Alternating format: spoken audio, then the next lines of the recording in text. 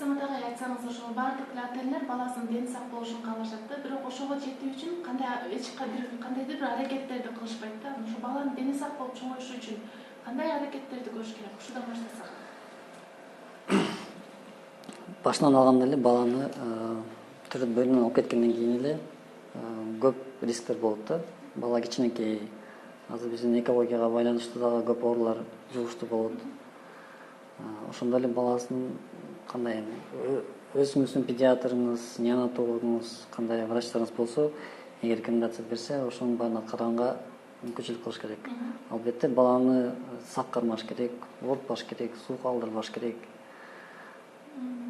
Прививканы убагында алыш керек, ошол максаттар менен.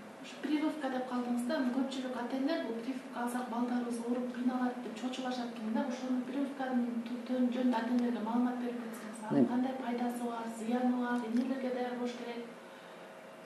Прививка боюнча айта кетсек, бул прививка деген биздин медицинанын эң чоң жетишкиликтин бири. Анткени көп учурда мурун эстесеңиздер, көп оорулар бар болчу. Ошонун баарын биздин медицина жеңди деп айтсак болот.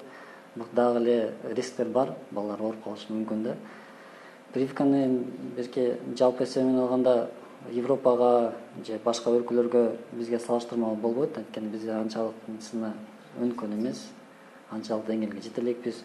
Бирок биздин Кыргызстандын ичинде медицина прививканы алганга негизи бар, өзүнүн календарь бар, графиги бар. Ошол боюнча убагында эле алып турганы эң жакшы деп ойлойм өзүм. Демек, прививканы алыш керек. Арба коюп, мусулманчылыкта болбойт деген нерселер бар да. Ошону көрүп ата эне алдырбаган, өмүрүндө прививка албаган балдар бар экен да. Алардын ден соолугуна кандайдыр бир коркунучтар болобу? Эми бул жерден бизде баягы ар бир организм деп койсок болот. Ар бир адам окшош эмес бири-бирине. Баардыгы индивиддер. Учурлар болот. Бизде деле кээде балдар өмүр бою прививка албай чоңойгон балдар болот. Бирок аларды кандайдыр бир ооруга көбүрөөк ооруйт же оорубайт деп айтканга бизде так маалымат жок. Бирок дүйнө жүзүндөгү практиканы алганда балдар ошо прививка алгандан кийин көп оорулар менен оорубайт да. Мисалы үчүн биз төрөгөндө эле коклюш, дифтерия деген оорулар бар. АКДС деген прививка бар. Ошолордун баарын алганга негизи алыш керек да. Прививка болгондо, прививка алгандан кийин балдар кадимкидей ЭТС болуп кеткен, ата энелер чогуу четкен. Бул нормалдуу эле көрүнүшпү? Анткени прививка деген бул эмне деген? Прививка деген бул түйрө эле бизге ослабленный деп коет. Ичинен жанын ослабленный орусча айта берелик, анткени кыргызчасын билбейт экен.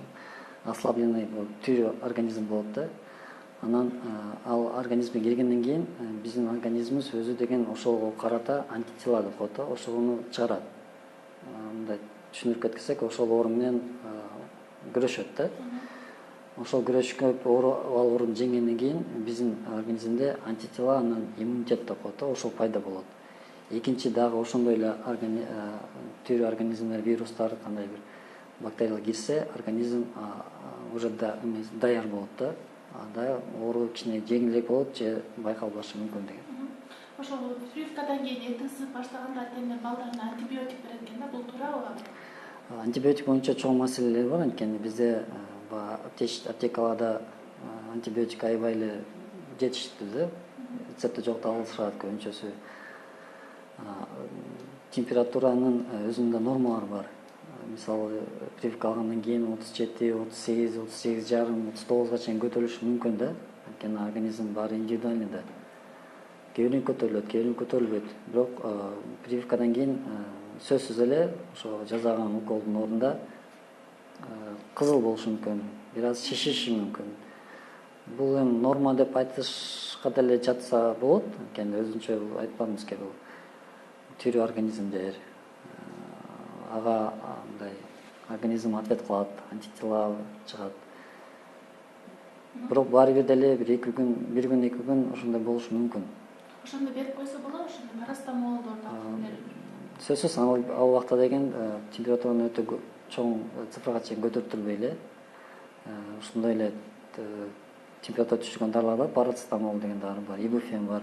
Ошолорду сөзсүз түрдө бериш керек. Негизи баланын ден соолугу өз ата эненин колунда болот.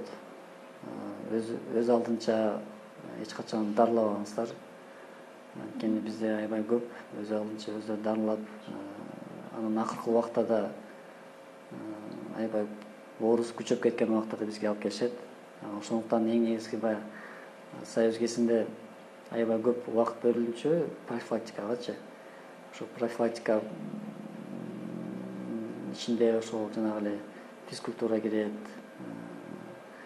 туура тамактануу. Анткени бизде азыр тамак аш азыктар эмнеден жасалат, кантип жасайт, аны эч ким билбейт. Ошол эле полуфабрикаттардан азайтыш керек.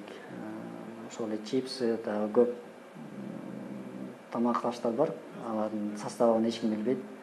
Ошондуктан баланы эң нерсе туура эле убагында жакшы азыктардан берип, өз убагында уктатып, эс алдыртып, жылуу кармап, өз алдынча ооруларды дарылабаганга эле ошончо аракет кылса эле. Профилактика үчүн жылына канча ирет баланы апарып туруш керек? Ай сайын бир ирет апарыш керек. Ошону айтып кетсеңиз. Оорубаса деле негизгиси баланын бир кандай симптом болгондо эле алып барыш керек да. А бирок бир канча жашка чейин өзүнүн баягы плановый өзүнүн кароолору бар. Мисалы үчүн 3 айда бир, 6 айда бир же 1 жылда бир профосмотр деп коет. Ошолорду өтүп туруш керек.